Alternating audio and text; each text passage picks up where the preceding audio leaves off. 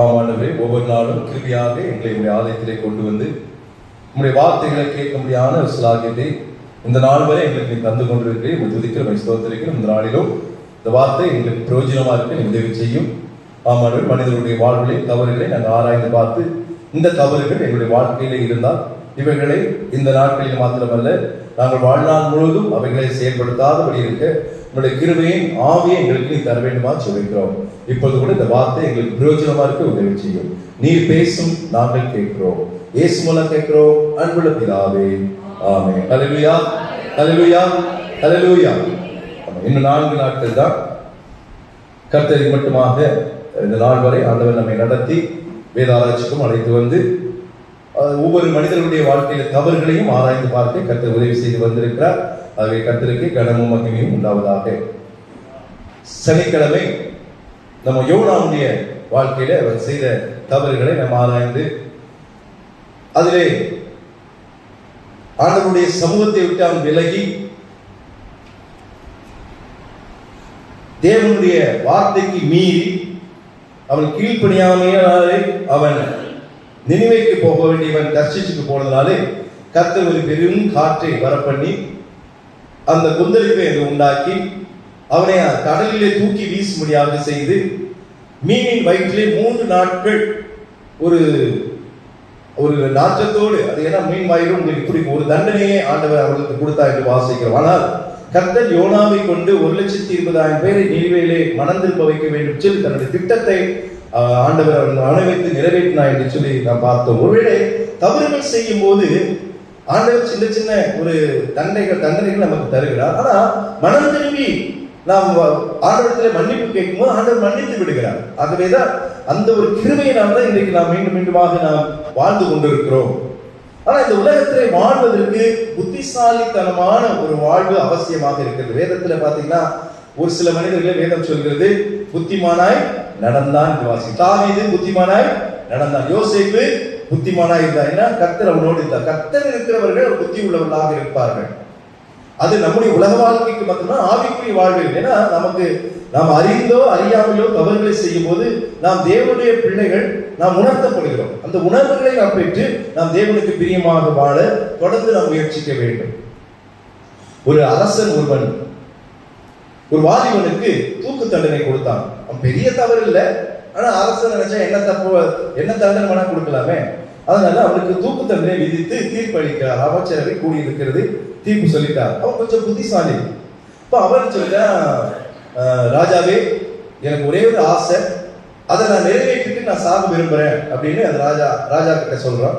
அப்போ அப்படியா, சரி சொல்லு என்ன அப்படின்னா, இல்ல நீங்க எனக்கு வாய்ப்பு கொடுத்தீங்கன்னா நீங்க யாரும் செய்ய முடியாத ஒரு காரியத்தை நான் செய்து காட்டுறேன் அப்படின்னு சொன்ன உடனே ராஜா அப்படியா, அவருக்கு கொஞ்சம் சந்தோஷமாயிடுச்சு. என்ன புதுசா சொல்ல போறாரு, சரி சொல்லு அப்படின்னு. இல்ல, நீங்கள் ஏறி வெளியே செல்லுகின்ற உங்களுடைய குதிரையை நான் என்ன பண்ணுவேன், பறக்க வைத்து விடுவேன் அப்படின்னு சொல்லி எனக்கு 1 வருடம் டைம் கொடுங்க, அதுக்கு நான் ட்ரைனிங் கொடுத்து அந்த குதிரையை நான் பறக்க வைத்து விடுவேன். எல்லாரும் ஒரு மாதிரி சிரிக்கிற மாதிரி பார்த்தாங்க. ராஜாக்கு அதிர்ச்சியா இருந்துச்சு. எப்படின்னா குதிரை எப்படா பறக்கும், ஆனாலும் சரி 1 வருஷத்துல அவன் செய்து காட்டுறேன்னு சொல்றானே அப்படின்னு சொல்லி என்ன பண்ணிட்டான், சரி 1 வருஷம் தானே வாய்ப்பு கொடுத்துருவோம், இவன் ட்ரெயின் பண்ணி நம்ம குதிரையை பறக்க வைக்கிறானா பார்க்கலாம் அப்படின்னு சொல்லி என்ன பண்ணா 1 வருடம் அந்த தூக்கு தண்டனையை அவர் என்ன பண்ண தள்ளி வைத்துட்டார். ரத்து பண்ணல, தள்ளி வைத்துட்டார். அவனுக்கு சந்தோஷம். சரி இப்போதைக்கு நம்ம தூக்கு தண்டனை கிடையாது அப்படின்ட்டு அவன் வெளியே வரான். வெளியே வரும்போது அவனுடைய நண்பர் ஓடி வரான். வந்து என்னடா எப்படா 1 வருஷத்துல குதிரை பறக்கும், இதுதான் நடக்கிற காரியமா அப்படின்னு. அப்ப அவன் சொன்னா, ஏன் நடக்காது, எவ்வளவோ காரியங்கள் நடக்குது, இது நடக்காதா?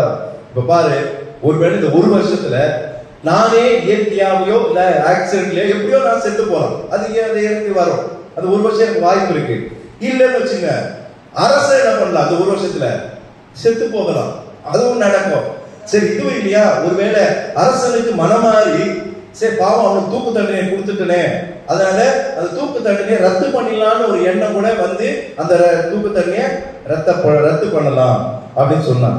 இதை காட்டி இன்னொன்னு சொன்னாம சொல்ல முடியாது, ஒருவேளை இந்த குதிரையை நான் பறக்க வச்சாலும் பறக்க வைப்பேன், பறந்தாலும் பறக்கும், எது வேணாலும் நடக்கலாம், எனக்கு 1 வருடம் எனக்கு வாய்ப்பு தள்ளி போயிருக்கு, அப்போ பார்த்துக்கலாம், எனக்கு இன்றைக்கு தூக்கு தண்டனை விட்டு போயிடுச்சு அப்படின்னு சொல்லி அவன் தன்னுடைய புத்திசாலித்தனத்தை அங்க வெளிப்படுத்தினா என்று வாசிக்கிறோம். அது நடந்துதான் நடக்கலையா அது வேற விஷயம்.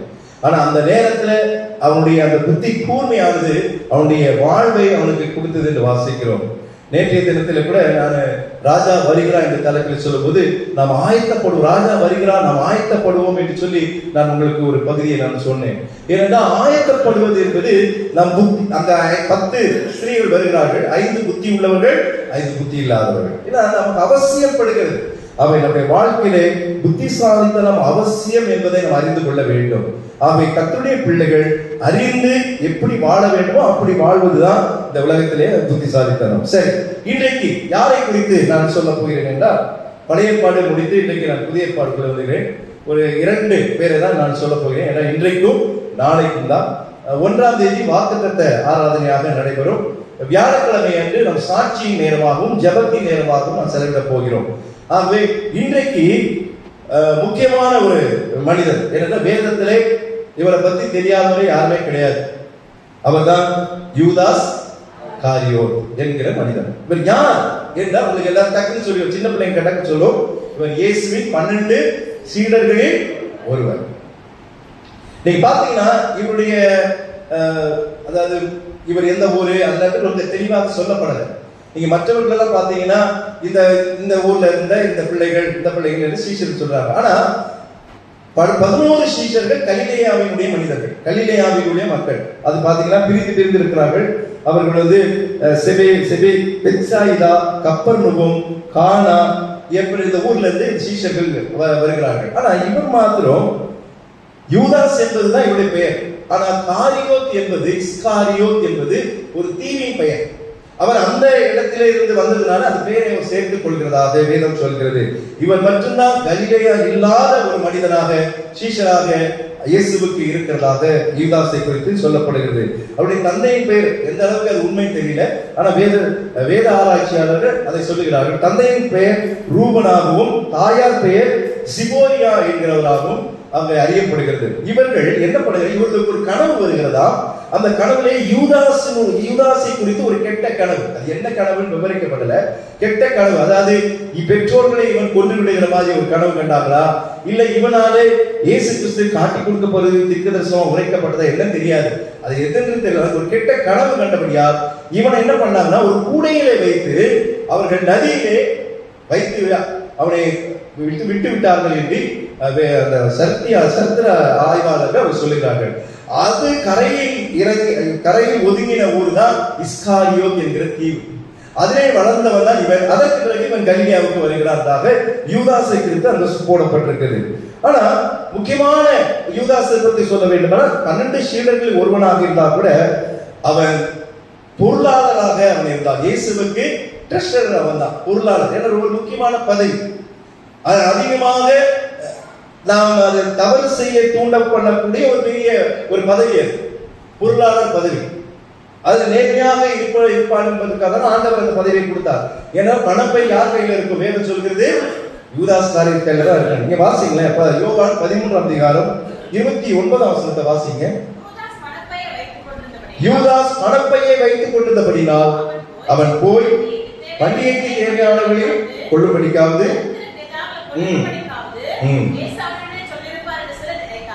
இந்த 12 பேர் இல்ல, இவன் தான் பணத்தினுடைய பொறுப்பாளராக இருக்கின்றார் என்று வாசிக்கிறோம். இதுதான் யூதாஸினுடைய ஒரு பேக்ரவுண்ட், ஒரு காரியம் இவனை பற்றி சொல்ல. ஆனா பெரிய ஒரு காரியம் என்னன்னா, இப்படிப்பட்ட இந்த துரோகம் என்று சொன்னாலே இல்ல துரோகி என்று சொன்னாலே நீங்க எல்லாருக்கும் முதல்ல ஞாபகம் வருது யூதாஸ் பேர் தான் வரும். ஏன்னா மனிதர்களை அவன் காட்டி கொடுக்கல, வேற யாரும் இல்ல, அவன் யாரை காட்டி கொடுத்தான், தெய்வத்தை காட்டி கொடுத்தான். அதுதான் ஒரு பெரியது. அப்போ அவனுடைய தவறுகள் என்ன, அந்த தவறுகளுக்கு என்ன காரணம் என்று சொல்லி நான் பார்த்து அதுக்கான தண்டனைகளை பார்த்து நான் முடிக்க போகிறேன். முதல் தவறு, இவன் பொருளாளராக இருந்ததுனால இவன் ஒரு பண ஆசை உடையவனாக இருக்கிறான் என்று சொல்ல முடியாது. இவன் ஏற்கனவே பண ஆசை உடையவனாக இருக்கிறான். வேதம் அப்படிதான் சொல்கிறது. யோவான் 12ஆம் அதிகாரம் 4 to 6 வரைக்கும் வாசிக்கும் போது உங்களுக்கு தெரியும், மரியாள் என்கிறவள் விலையேற பெற்ற ஒரு தைலத்தை எடுத்துக்கொண்டு இயேசுவின் பாதத்தில் என்ன பண்ணான், ஊற்றி பூசி அவள் பாதங்களை தன்னுடைய தலைமையினால் துடைத்தாள் என்று சொல்லி 3ஆம் வசனத்திலே வாசிக்கிறோம். அப்போ எல்லாரும் அமைதியா இருக்கிறாங்க. அப்போ ஒருத்தர் மட்டும் என்ன சொல்றாரு தெரியுமா? 4ஆம் வசனத்தை வாசிங்க. அப்பொழுது அவருடைய சீஷரில் ஒருவனும் அவரை காட்டிக் கொடுக்க போகிறவனுமாகிய, அங்கேயே சொல்லிட்டாங்க, அவரை காட்டிக் கொடுக்க போகிறவனுமாகிய சீமோனுடைய குமாரனான யூதாஸ் காரியோத் இந்த தைலத்தை 300 பணத்துக்கு விற்று தரித்திரருக்கு கொடாமல் போனதென்ன என்றார். இந்த தைலத்தை 300 பணத்துக்கு விற்று தரித்திரருக்கு கொடாமல் போனது என்ன? அவனுக்கு ஏழைக்கு கொடுக்கணும்னு அந்த ஆர்வம் கிடையாது அவனுக்கு. இது தான் தனக்கு அது வந்துச்சுன்னா நம்ம அதை என்ன பண்ணலாம், தனக்காகவும் இந்த காரியங்களுக்காகவும் இயேசுவின் காரியங்களுக்காகவும் பயன்படுத்திக் கொள்ளலாம் ஒரு எண்ணம் அவனுக்குறதுனால இந்த வார்த்தையை அவன் சொல்லுகிறதை பார்க்கிறோம். அது மாத்திரமல்ல, நீங்க 6ஆம் வசனத்துல அவனை வேதம் என்ன சொல்கிறது? அவன் திருடனானபடியால். அவனை அண்டர்லைன் பண்ணிக்கங்க. அவன் யாரு? ஒரு திருடன். யாருக்கு சீஷரா இருக்கான்? இயேசுவுக்கு சீஷரா இருக்கான். பாத்தீங்களா எவ்வளவு ஒரு அதிர்ச்சியான ஒரு ஆண்டவருக்கு தெரியாதா? ஆண்டவர் தான் எல்லாம் உணர்ந்தவரால. தீர்க்க தரிசனங்கள் நிறைவேற வேண்டும் என்றால் ஒரு திருடன் இயேசுவின் சீடருக்குள்ள ஒருவனாக இருக்கணும். ஏன்னா ஒருவன் காட்டி கொடுப்பான் என்று சொல்லி நாம் பழைய ஏற்பாடிலே வாசிக்கப்படுகிறோம். இப்ப அதுக்கு நிறைவேறணும்னா நல்லவர்கள் காட்டி கொடுக்க மாட்டாங்க. ஒரு திருடனாக கொண்டு வந்து வச்சாதான் அவன் காட்டி கொடுப்பான். அப்போ இவன் காட்டி கொடுப்பதற்கு ஒரு காரணம் என்ன? அவன் பணாசை உடையவனாக இருக்கிறான். வேதம் சொல்கிறது எல்லா தீமைக்கும் வேறா இருக்கிறது என்னது? இல்ல அப்படிதான் சொல்ல. 1 தீமோத்தேயு 6ஆம் அதிகாரம் 10ஆம் வசனம் அதை வாசிங்க. நம்ம அதோட முடிச்சிடும். அதுக்கு பிறகு வரக்கூடிய வார்த்தை தான் ரொம்ப முக்கியமான வார்த்தை. பண ஆசை. 1 தீமோத்தேயு 6:10 வாசிங்க.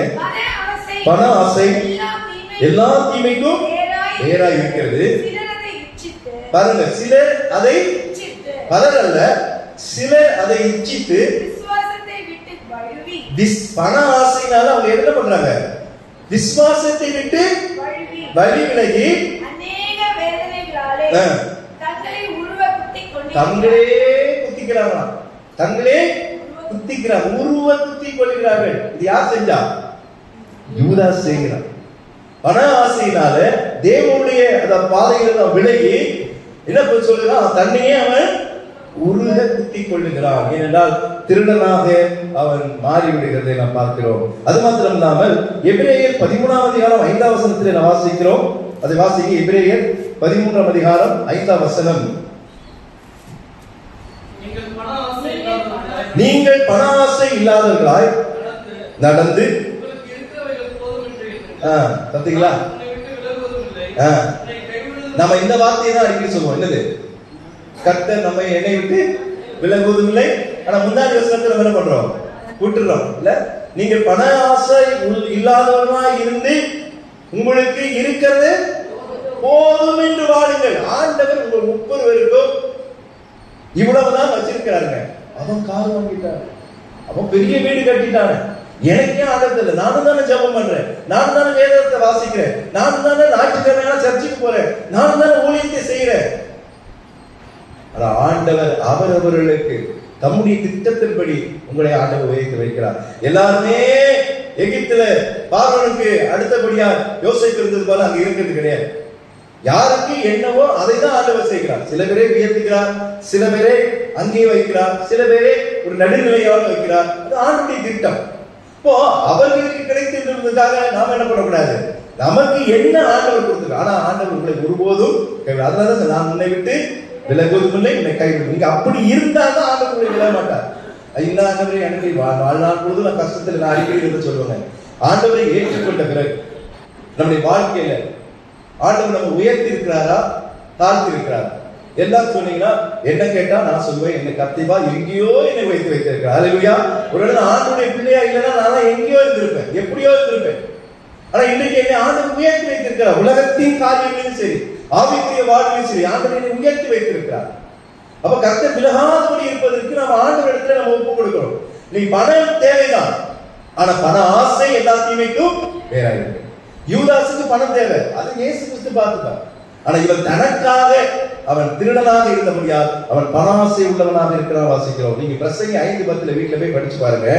பிரசங்கி 5:10 பணப்பிரியன் பணத்தினால் திருப்தி அடைவதில்லை, செல்வப்பிரியன் செல்வ பெருக்கினால் திருப்தி அடையவில்லை, இதுவும் மாயையே. பொருள் பெருகினால் அதை தின்கிறவர்களும் பெறுகிறார்கள். அந்த வசனம் அழகா இருக்குது. பொருள் பெருகினால் அதை தின்கிறவர்களும் பெறுகிறார்கள், அதை உடையவர்கள் தங்கள் கண்களினால் அதை காண்பதை அன்றி அவர்களுக்கு பிரயோஜனம் என்ன? நீங்க பாருங்க, பணம் சேர்ந்துச்சுன்னா ஒரு கூட்டம் உங்களை தேடி வரும். அதான் நடக்கும். எவ்வளவு பணம் சேர சேர நம்ம திருப்தியே இருக்காது. இந்த யூதாசுடைய பெரிய தவறு, பெரிய பாவம், பணம். அது யாருக்கிட்ட இருக்கிறாங்க? இயேசு கிறிஸ்து கிட்ட இருக்கிறாங்க. அதுவும் யாரு? சீடர்களில் ஒருவன். எப்படி இருக்கணும்? எவ்வளவு பரிசுத்தமா இருக்கணும்? உங்களை காட்டிலும் எனக்கு ஆண்டவர், நான் ரொம்ப தேவனுக்கு பிரியமாக வழுவாமல் வாழணும் என்று ஆண்டவர் விரும்புவார். ஏன்னா நான் ஊழியம் செய்கிறவர், நான் உங்களுக்கு போதிக்கிறவர். உங்களை காட்டிலும் எனக்கு தான் நிறைய ஆண்டவர் எதிர்பார்ப்பு இருக்கும். அப்படிப்பட்ட யூதாசு எப்படிப்பட்டவனாக இருந்தா வேதம் சொல்லுது? பனாஸ். ஏற்கனவே நான் பார்த்த கேயாசி பத்தி உங்களுக்கு நான் சொன்னேன்ல, பெரிய தீர்க்கதரிசி அவர். எலியாவுக்கு பிறகு எலிசா, எலிசாவுக்கு பிறகு கேயாசி வரணும். ஆனா அந்த பெரிய ஸ்தானத்தை அவன் இழந்து போய் குஷ்டரோகம் பிடித்து அவன் அந்த சமூகத்தை விட்டு போனான் என்று சொல்லி தண்டனையில் வாசித்தார். அதுக்கு என்ன காரணம்? பணாசை. எலிசா வேண்டாம் என்று சொன்ன அந்த பணத்தை, நாகமான் கொடுக்க வேண்டிய பணத்தை பொய் சொல்லி ஏமாற்றி அவர் வாங்கி வர சொன்னார் என்று சொல்லி என்ன பண்ணான்? பொய் சொல்லி அந்த பணத்தை அவன் வாங்கினான். அந்த பணம் அவனுக்கு பிரயோஜனமா இருந்ததா? இல்ல. ஏன்னா அவன் குஷ்டரோகத்தோடு கடந்து போகிறான். யோசிச்சு பாருங்க, பண ஆசை முதல் தவறுகிறது. யூதாசுக்கு அது பெரிய தவறாக சொல்லப்படுகிறது. இரண்டாவது அவனுடைய தவறு என்ன தெரியுமா? துரோகம். கூட இருந்து குழி பறிக்கிறாங்க, அதை காட்டிலும் ஒரு மேலான துரோகம் வேற ஒண்ணுமே இல்லவே இல்லை. இந்த துரோகத்தை இவன் செய்கிறத வாசிக்கிறோம். லூக்கா எழுதின சுவிசேஷம் 6ஆம் அதிகாரம் 16ஆம் வசனத்தை வாசிங்க. லூக்கா எழுதின சுவிசேஷம் 6ஆம் அதிகாரம் 16ஆம் வசனத்தை வாசிங்க.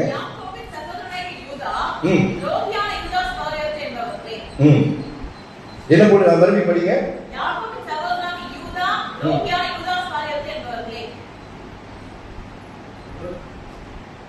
யாக்கோபின் சகோதரன் யூதா. அந்த வார்த்தை தான் என்னது? யாரை போட்டு அந்த வார்த்தை தான் எனக்கு வேணும். என்னது? துரோகியான அவனை ஒவ்வொரு பேரும் இன்ட்ரோடியூஸ் பண்ணும்போது நீங்க வேதத்துல பாத்தீங்கன்னா ஏதோ ஒரு அடைமொழியை சொல்லியே சொல்லுகிறாங்க. ஒட்ல காட்டி கொடுத்தான்னு சொல்லுவாங்க, இல்ல திருடன்னு சொல்லுவாங்க, இல்ல பண ஆசை கொடுத்தவன்னு சொல்லுவாங்க. இங்க என்ன வார்த்தை பயன்படுத்துகிறது? துரோகி. எவ்வளவு ஒரு ஒரு கடினமான வார்த்தையை இந்த லூக்கா அந்த உபயோகப்படுத்துகிறார் பாருங்களேன். துரோகி. இந்த பெயர் நம்ம வாங்கவே கூடாது. அது கூடவே 3 வருஷம் அவரோடே சாப்பிட்டு, அவரோடே குடிச்சு, அவரோடே படுத்து, அவரோட எல்லா அற்புதங்களையும் பார்த்து இவ்வளவு செய்தும் இவன் இயேசுவுக்கு விரோதமாக துரோகம் செய்தான் என்று வாசிக்கிறோம். நீங்க வேதாகமத்துல யார் பெரிய துரோகின்னு சொன்னா டக்குன்னு சொல்லிடலாம். யாரு? யூதாஸ் காரியர். இயேசுவே, கடவுளை, தெய்வத்தை காட்டி கொடுத்தவனாக இருக்கிறான். நம்பிக்கை துரோகி. அவன் பேர் வைக்கணும், நம்பிக்கை துரோகி. நம்பி பணப்பையை கொடுத்தா நீ பண ஆசை உடையவனாக இருந்த. உன்னை நம்பி கூடவே வச்சிருந்தா நீ என்ன பண்ண? ஆண்டவரை காட்டி கொடுத்து நீ துரோகம் பண்ணுகிறான் என்று வாசிக்கிறோம். பெரிய பணம் தான் இல்லைங்க, இல்ல அது அப்போ அது பெரிய பணம். எத்தனை வெள்ளி காசுக்கு? 30 வெள்ளி காசுக்காக அவன் காட்டி கொடுக்கிறத பார்க்கிறோம். மத்தேயு சுவிசேஷம் 26ஆம் அதிகாரம் 14-15 வாசிங்க. மத்தேயு 26:14-15. அப்பொழுது 12 ஒருவனாகிய யூதாஸ் காரியத் என்பவன் பிரதான ஆசாரியரிடத்துக்கு போய், நான் அவரை உங்களுக்காக, ஒரு நிமிஷம், அவர்கள் இவனை தேடி வரலங்க. ஏன் ஆண்டவரை யூதாஸ் காட்டி கொடுக்கணும்? ஏன்னா நீங்க பாத்தீங்கன்னா எல்லாரும் ஒரே மாதிரி கிட்டத்தட்ட இருப்பாங்க. இவங்களுக்கு தெரியும் சீஷருக்கு இயேசு யாருன்னு தெரியும். ஏன்னா எல்லாருமே தாடி வச்சுக்கிட்டு எல்லாருமே ஒரு விதமான ட்ரெஸ் போட்டுட்டு எல்லாமே கிட்டத்தட்ட ஒன்பாங்க. ஒரு பகல் இப்ப பிடிக்கணும்னா, அவரை பிடிக்கணும்னா இருட்டுல தான் போயாகணும். இருட்டுல மாறி யாரையும் பிடித்திடக்கூடாது. அதற்காகத்தான் இவன் என்ன பண்ணா? யூதாஸ் நாம இயேசுவை காட்டி கொடுக்கலாம். இதெல்லாம் முன்னறிந்து இந்த மாதிரிலாம் கதை நடக்குது, இவரை கொல்லப்படியாக தேடுகிறான்னு அறிந்துதான் அவங்க இவனை கூப்பிடல. இவன் காட்டி கொடுக்க என்ன பண்றான்? அங்க சேவையாக வாசிக்கிறோம். அதற்கு அவன் கேட்ட கூலி என்னது? நீங்கள் எனக்கு என்ன கொடுக்கிறீர்கள் என்றால் அவர்கள் அவனுக்கு 30 வெள்ளி காசை கொடுக்க உடன்பட்டார். அது முதல் அவன் அவரை எவ்வளவு கொடுமை இல்ல? கர்த்தரை காட்டி கொடுப்பதற்காக சமயம் பார்த்து கொண்டிருக்கிறார் வாசிக்கிறோம். எப்படி மனசு வந்தது? அதான் வாசிக்க கேட்ட வேத பகுதியில அந்த ஒரு வார்த்தை வருகிறது, யூதாசுக்குள்ள யார் புகுந்தா? சாத்தான் புகுந்தா. நம்முடைய சுய சிந்தையில இது சாத்தான் கொண்டு வரான். நீங்க ஆண்டுடைய பிள்ளைகளா இருந்தா சாத்தான உள்ள விடக்கூடாது. விட்டுட்டீங்கன்னா அவன் உங்களை ஒரு மாதிரி மாத்திடுவான். என்னன்னு தெரியாம மாத்திடுவான். நீங்க என்ன செய்கிறது தெரியாம மாத்திடுவான். யூதாசுக்குள்ளே சாத்தான் புகுந்தான் என்று வாசிக்கிறோம். அந்த வார்த்தை பார்க்கணும் இல்ல, சாத்தான் புகுந்தான் என்று வாசிக்கிறோம். இந்த பெரிய துரோகத்தை அவன் செய்தாங்க. நான் ஏற்கனவே ராஜாக்களுடைய வாழ்க்கையில ஒரு துரோகத்தை பத்தி உங்களுக்கு சொன்னேன். எத்தனை பேர் ஞாபகம் இருக்குமோ தெரியாது. சிதேக்கியா ராஜா, கடைசி ராஜா, யூத ராஜ்யத்தின் கடைசி ராஜா. அவனை ராஜாவாக்கினது யாரு? நேபுகாத்நேச்சார். ஆனா அவன் என்ன பண்ணான்? செய்து வச்ச தன்னை ராஜாவாக்கின நேபுகாத்நேச்சாருக்கு அவன் என்ன பண்ணான்? துரோகம் பண்ணான், கலகம் பண்ணான், அவருக்கு விரோதமாக அவன் செயல்பட்டான்.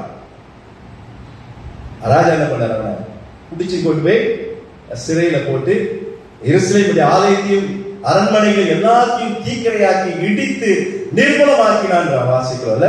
சிதேக்கியாவுடைய அந்த நம்பிக்கை துரோகம் எருசலேமுக்கே ஒரு பெரிய தண்டனை கொண்டு வந்துருங்க.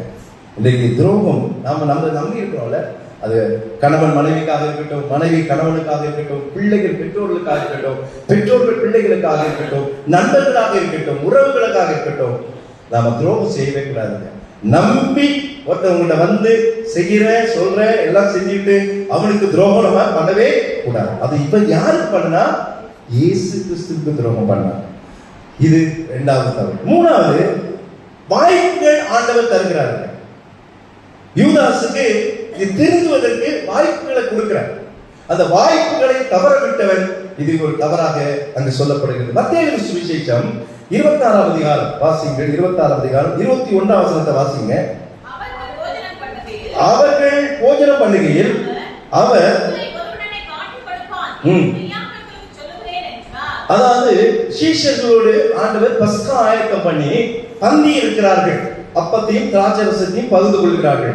அப்போ 12 பேர் இருக்கும்போது ஆண்டவர் முதல்வராக அவங்க சொல்றாரு, யூதாச பாத்திர பொதுவா சொல்றாரு, உங்களில் ஒருவன் உன்னை. அவ 11 பேருக்கு சந்தேகமே கிடையாது, நாம காட்டி கொடுக்கல. ஒவ்வொருத்தருக்கு யாருக்கு தெரியும்? யூதாசுக்கு தெரியும். என்னடா இது, நாம காட்டி கொடுக்கிறது இவருக்கு எப்படி தெரிஞ்சது? நாம சைலண்டா போனோம், யாருக்கும் தெரியாம போனோம், 30 வெள்ளி காசு வாங்கி வச்சுட்டோம், இவரை காட்டி கொடுக்க சமயம் பார்த்துக்கிட்டு இருக்கிறோம்.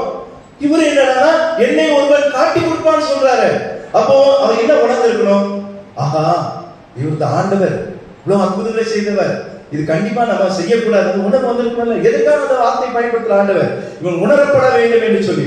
ஆனா அந்த உணர்வே இல்லாத தாவீதை போல நம்ம தாவீது கூட தவறு செய்தாங்க. நான் எனக்கு ரொம்ப பிடிக்கும் தாவீது. ஏன்னா ஒரு பெரிய பாவம் செய்தான், பெரிய தவறு. நான் பாவம் ஒரு நாத்தான் தீர்க்கதரிசி வந்து சொல்லும் போது ராஜாவாக இருந்தா கூட அது என்னுடைய தவறு என்று உணர்த்தப்படும் போது அவன் 51ஆம் சங்கீதத்தை, நீங்க அந்த சங்கீதம் தான் வீட்டுல போய் படிக்கணுங்க. எவ்வளவு அப்படியே கண்ணீரோடு எழுதுகிற ஒரு சங்கீதங்கள். ஆண்டவரே, என் தாய் என்னை பாதத்திலே கற்பந்தரித்தார், நான் தெரிந்து செய்யல ஆண்டவரே, நான் தெரியாம செஞ்சுட்டாங்க, என்னை மன்னியுன்ற, என்னை உணர்வுள்ள ஆக்குன்ற, நொறுங்கொண்டதும் நறுங்குண்டதுமான ஆவியை என்னை விட்டு எடுத்து விடாதுங்கிறாரு. உற்சாகமான ஆவி எனக்கு தாருங்கிறாரு, பரிசுத்த ஆவி எனக்கு தாருங்கிறாரு, உன்னுடைய ஒத்தாசை எனக்கு வேண்டும்ங்கிறாரு. ஆனா இவ்வளவு நாள் வந்து நாம் அந்த தவறுகளை நாம் செய்து கொண்டே இருந்தால் வாய்ப்புகள் நமக்கு தரப்படுகின்ற 40 நாட்கள் அதுதான் நமக்கு வாய்ப்புகள் ஆண்டவர் தருகிறார். நாமளும் தவறு செய்கிறோம். எல்லா தவறுகளுமே நம்மிடத்துல இல்லை, ஏதோ 1-2 தவறுகள் நம்மிடத்துல இருக்கும். அந்த தவறுகள் சுட்டி காட்டப்படும் போது நாம் வாய்ப்புகளை நாம் பிரயோஜனப்படுத்திக் கொள்ள வேண்டும். இவனுக்கு 3 முறை அந்த வாய்ப்பு கொடுக்கப்படுகிறது. அது பாருங்க, 21 வசனம் வாசிங்களா, அடுத்து 23 வசனத்தை வாசிங்க. அவர் பிரதித்திரமாக என்னோட கூட உடனே என்ன பண்ணிட்டாங்க? எல்லாம் நானா நானா ஆண்டவரே, நானா நானாங்கிற. அப்போ ஆண்டவர் 2வது வாய்ப்பு கொடுக்கிறார். என்னது? என்னோட இந்த தாளத்திலே பங்கு கூட இருக்கிறவன் தான் பங்கு கொடுப்பான். அப்போ 3வது எல்லாம் அமைதியாயிட்டாங்க. யாரு பதில் கேட்கிறார் தெரியுமா? யூதாஸ் கேட்கிறான். 25 வசனத்துல அவரை காட்டி கொடுத்த யூதாசும் அவரை நோக்கி, ரவி ரபி என்றா போதகரே, ஆண்டவரே இல்ல. ஆனா ஆண்டவரே ரபியே நான் என்ன பண்ண போறேன், காட்டி கொடுக்க போறேன். ஆனா பேசுறது என்னவோ வெளியே எப்படி பேசுறான், ரபின்றான். சொல்லிட்டு என்ன சொல்றான், நானோ என்றான். அப்படியே ஒழுகி பேசுறான். நானோ ஒண்ணுமே தெரியாது. சில பேர் சொல்லுவாங்க, செய்யுது தப்பையும் செஞ்சுட்டு இப்ப எப்படி மூஞ்ச வச்சு நிற்கிருப்பாரு. நம்ம சின்ன பிள்ளைங்க தப்பு செஞ்சுக்கிட்டு அப்படியே சைலண்டா அப்படியே உண்மையே தெரியாதவன் வந்து நிற்கும். அது மாதிரி இவன் அவர் அந்த மறைக்கலாம் இல்ல. என்ன சொல்லிட்டாரு, 12 பேர் எதிரில் ஆண்டவர் சொல்லிட்டாரு, உடைச்சிட்டாரு. என்ன சொன்னாரு, சொன்னபடி சொல்லிட்டாரு, சொன்னபடி நீதான். வாய்ப்புகள் 3 முறை அந்த வார்த்தையை சொல்றாரு ஆண்டவர். என்னாச்சு, ஏன்னா அவங்களுக்குள்ள யார் இருக்கா, சாத்தான நீ வெளியே தள்ளணும். உள்ளே சாத்தான வச்சுக்கிட்டு இயேசு உள்ள இருப்பாரு, சாத்தான உள்ள இருப்பான். நானும் என்ன செய்வேன், தேவைப்படும் போது நான் இயேசுவை கும்பிடுவேன், தேவைப்படும் போது சாத்தான கும்பிடுவேன். நடக்காது, வாய்ப்பு இல்லை, நீங்க முடியாது. ஏன்னா சாத்தான் உள்ள போட்டுட்டீங்கன்னா நீங்க தேவனுக்கு பிரியமா வாழ முடியாது. 3 வாய்ப்புகள், 3 வாய்ப்பு இல்லைங்க, 4வது வாய்ப்பு ஆண்டவர் கொடுக்கிறார். எங்க தெரியுமா, யோவான் எழுதின சுவிசேஷம் 13ஆம் அதிகாரம். யோவான் எழுதின சுவிசேஷம் 13ஆம் அதிகாரம் 25ஆம் வசனத்தை வாசிங்க. அப்பொழுது அவன் இயேசுவின் மார்பிலே சாய்ந்து கொண்டு, ஆண்டவரே அவன் யார் என்றார். இங்கேயும் ஆண்டவர் என்ன சொல்றார், உங்களில் ஒருவன் என்னை காட்டி கொடுப்பான் என்று சொல்லி 21ஆம் வசனத்தை சொல்லுகிறார். அப்போ இயேசுவின் மார்பிலே சாய்ந்து கொண்டு, அது வேற யாரும் இல்ல, யோவான் சீஷன் தான். அவன் எப்பவுமே இயேசுடைய மார்பில, ஏன்னா சீஷர்களே ரொம்ப வாலிப சின்ன வயதுடைய சீஷன்னா யாரு, யோவான் தான். அவர் எப்பவுமே இயேசுக்கு மார்பில சாய்ந்துட்டே இருப்பார். அவர் சொல்றாரு, ஆண்டவரே அவன் யார் இருக்கிறார். அப்போ ஒரு வாய்ப்பு அங்க பாருங்க, 26ஆம் வசனத்தை வாசிங்க. இயேசு பிரதியுத்தரமாக, நான் இந்த துணிக்கையை தோய்த்து எவனுக்கு கொடுப்பேனோ அவன்தான் என்று சொல்லி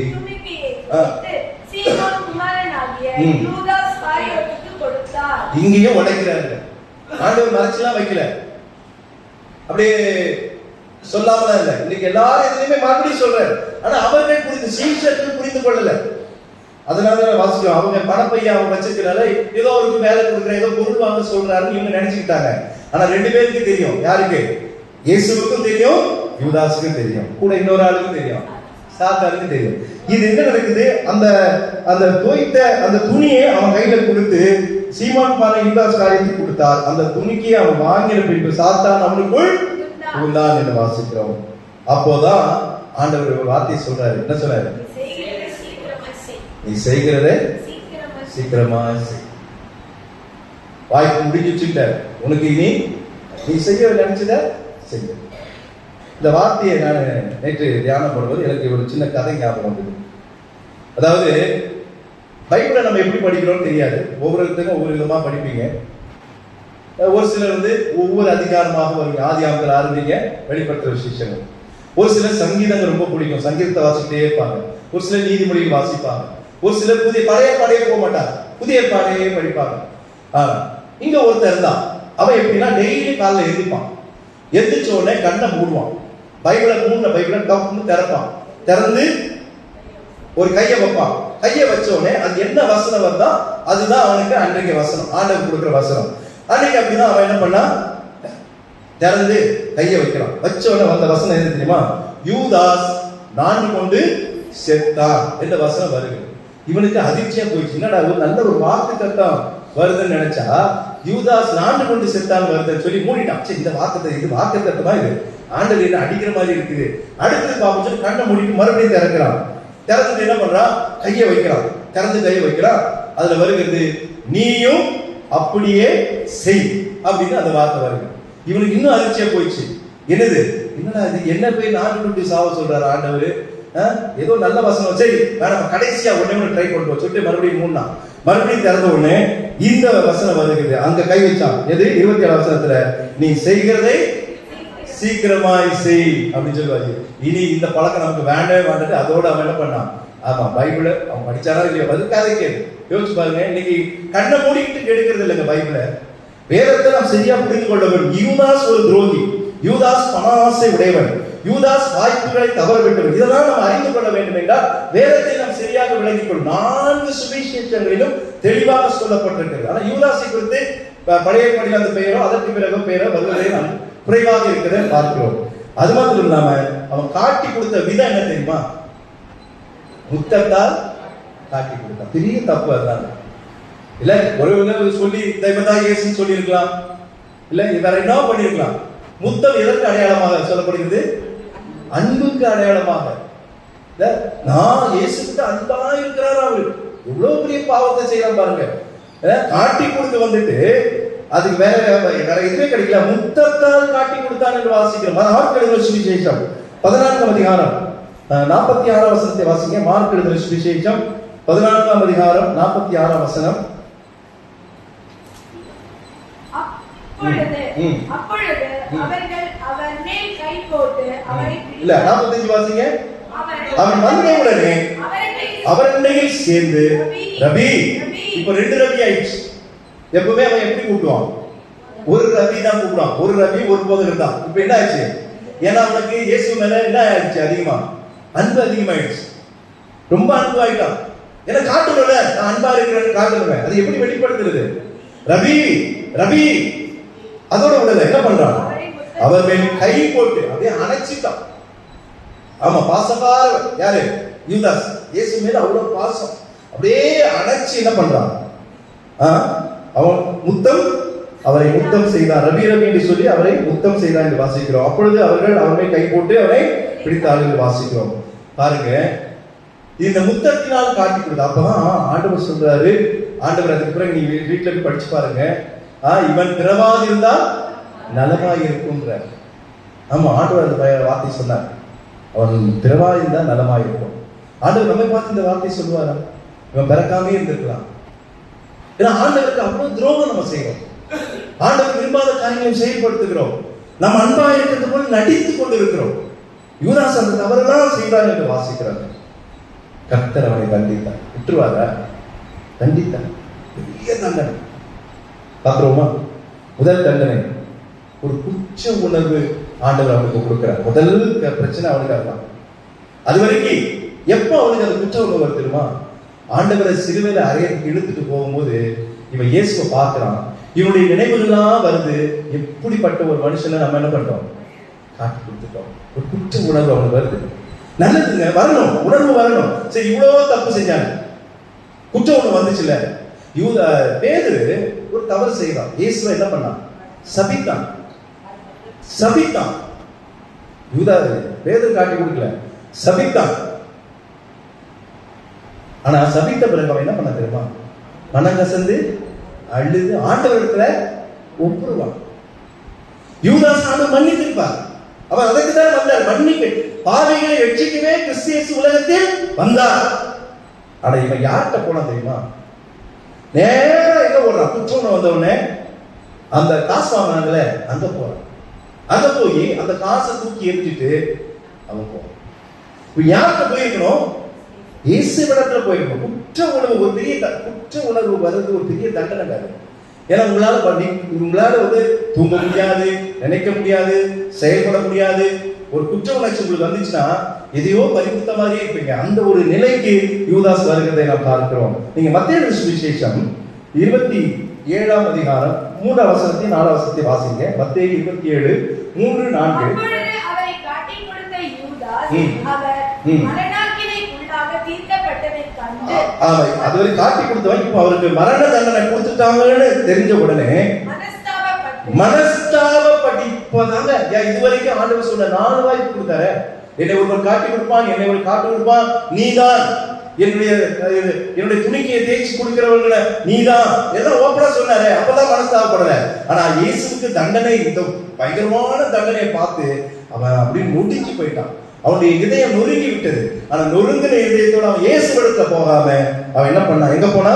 அந்த 30 வெள்ளி காசை பிரதான ஆசாரியர்களுக்கும் மூப்பருக்கும் திருப்பி கொண்டு வந்து, குற்றமில்லாத ரத்தத்தை நான் காட்டி கொடுத்ததுனால் பாவம் செய்தேன். நீ இந்த பாவம் செய்தேன்னு சொல்லி யாருக்கு நீ வந்திருக்கணும்? இயேசுவிட்ட வந்திருக்கணும். பாவங்களை மன்னிக்கிற அதிகாரம் பிலாத்துக்கு கிடையாது, 110 கிடையாது, மனுஷனுக்கு கிடையாது. அதிகாரம் படைத்த ஒருத்தர் தான். யாரு? ஆண்டவராக இயேசு கிறிஸ்து. இவன் பாவ உணர்வு அடைந்தா, ஆனா பாவத்தை யார்கிட்ட சொல்லல? இயேசு விட்ட.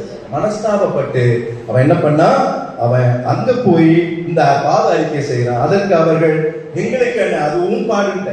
யாரு?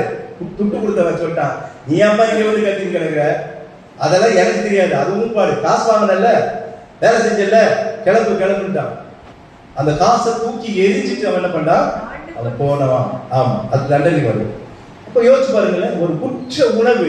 ஆனா அந்த குற்ற உணவை அவன் பிரயோஜனப்படுத்திக்கல. இரண்டாவது, அவனை தற்கொலை செய்து கொண்டான் என்று வாசிக்கிறோம். தற்கொலை செய்து கொண்டான் என்று வாசிக்கிறோம். மத்தேயு சுவிசேஷம் அதான் 27 இந்த 5 அந்த பிற்பகுதியை வாசிங்க.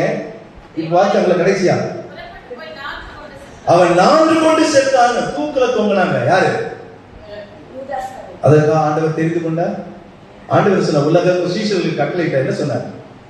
உலகம் எங்கும் போய் சுவிசேஷத்தை பிரசங்கம் பண்ணு. ஆமா, பிரசங்கம் பண்ணு. அதற்காக அழைக்கப்பட்டவன் யூதாஸ். 12 பேர் அதுக்கு அழைத்தார். ஆனா இன்றைக்கு அவன் என்ன பண்ணான்? எங்க தூக்கிட்டு இருக்கான்? வானத்துக்கும் பூமிக்கும் நடுவுல. எவ்வளவு பெரிய தண்டனை பாருங்க. ஆண்டவர் தண்டிக்கலங்க, அவனே அந்த தண்டனையை அடைந்தான் என்று வாசிக்கும். 4 கொண்டு செத்தான். பரலோக வாழ்வை இழந்தான். தற்கொலை பண்ணுகிறவர்களுக்கு மோட்சம் ஒரு நாளும் கிடையாது. ஒருவேளை அப்படியே அவன் விட்டுருந்தா கூட ஆண்டவன் அவனுக்கு ஏதோ ஒரு விதத்துல ஏதோ மன்னிப்பு கொடுக்க வாய்ப்புகள் இருக்கு. நடக்கல, நடந்ததை நம்ம பேச முடியும். 4 கொண்டு செத்தான் வாசிக்கிறாங்க. அதோடு நிக்கலைங்க. வேதம் சொல்கிறது இன்னும் விவரமா அவனுடைய காரியத்தை சொல்லணும். அப்போஸ்தலர் 1ஆம் அதிகாரம் 18ஆம் வசனத்தை வாசிங்க. அப்போஸ்தலர் 1:18. அநீதியின் கூலினால் அவன் ஒரு நிலத்தை சம்பாதித்து தலைகீழாக விழுந்தான். கொடுமையா இல்ல? யூதாஸ் செத்துட்டான். 4 கொண்டு செத்துட்டான். கொஞ்ச நாள் ஆன பிறகு அது அப்ப என்ன ஆயிருக்கும் உங்களுக்கு தெரியும், அந்த சரீரம் எல்லாம் அழுகி கிடக்கும். அப்போ அது கயிறு அருந்து, கயிறோ துணியோ ஏதோ அருந்து கீழே விழுந்து, விழுந்த நேரத்துல அவருடைய வயிறு வெடித்தது என்று வாசிக்கிறோம். உடல் சரிந்தது என்று வாசிக்கிறோம். எவ்வளவு ஒரு கொடூரமான மரணம் அவனே ஏற்படுத்திக் கொண்டான். எவ்வளவு வாய்ப்புகளை ஆண்டவர் கொடுத்தார். ஆனா இழந்து போனாச்சு. எல்லாத்துக்கும் மேலாக மகா மேன்மையை இழந்து போனாங்க. தேவனுடைய ஊழியத்தை செய்யக்கூடிய இரத்த சாட்சியாய் மரிக்க. நீங்க மீதி எல்லா சீஷர்களும் எப்படி மரிச்சாங்க? இரத்த சாட்சியாய் மரித்தார்கள். தேவனுக்காக மரித்தார்கள். இவன் தான் தேவைக்காக மரித்தார். தன்னுடைய தேவைக்காக மரித்தார். மற்றவர்கள் தேவனுக்காக மரித்தார்கள், இரத்த சாட்சியா மரித்தார்கள். அப்படி வர வேண்டியவர். ஆனா மகா மேன்மை, 12 சீஷர்களில் ஒருவன் என்று சொல்லி மகா மேன்மை அடைய வேண்டிய யூதாஸ் அந்த மேன்மை இழந்தான் வாசிக்கிறார். யாருக்கு கொடுக்கப்பட்டது? வேதம் சொல்கிறது மத்தியா என்கிற ஒரு சீடனுக்கு கொடுக்கப்படுகிறதாக வேதம் சொல்கிறது. நம்முடைய வாழ்க்கையில எப்படி வாழக்கூடாது என்பதற்கு ஒரு உதாரணம் இந்த யூதாஸ். இயேசுவுக்கு எப்படி எதிராக நடக்கணும் என்பதற்கு ஒரு உதாரணம் இந்த யூதாஸ். எவ்வளவு பணாசை உடையவனாக இருக்கிறார் என்பதற்கு யூதாஸ் ஒரு காரணம். எவ்வளவு துரோகம் என்பதற்கு யூதாஸ் காரணம். அதனால்தான் ஒரு துர்மரணம் அவன் செத்த பிறகும் அவனுடைய அந்த மரணம் பேசு பொருளாக இருக்கிறது. வயிறு வெடித்து, குடல் சரிந்து, கழுகு காக்கா எல்லாம் சாப்பிட்டு எல்லாம் சரீரமே நசிஞ்சிருக்கு. யோசிச்சு பாருங்க. அநீதியின் கூலினான் 30 வெள்ளிக்காசுக்காக ஆசைப்பட்டு அவன் தன்னுடைய இயேசுவை காட்டி கொடுத்தான் வாசிக்கு. நம்முடைய வாழ்க்கையில பாவம், தவறுகள் உணர்த்தப்படும் போது நாம் அந்த தவறுகளிலிருந்து நாம் மாற வேண்டும். அதுக்குமான ஒரு உணவை கர்த்தர் நமக்கு தரும்படியாக ஜெபத்தோடு ஆண்டவரத்தில் கேட்போம். கர்த்தர் பெரிய காரியங்களை செய்வார். கண்களை மூடி கர்த்தர் நோக்கி நாம் ஜெபம் பண்ணுவோம். உங்களில் யாராவது ஒருவர் நம்மை ஜெபத்திலே நடத்தலாம். கேட்ட சத்தியத்தையும் ஜெப குறிப்புகளும் நினைவு கொண்டு யாராவது ஒருவர் நம்மை ஜெபத்திலே நடத்தலாம். ஜெபிக்கலாம்.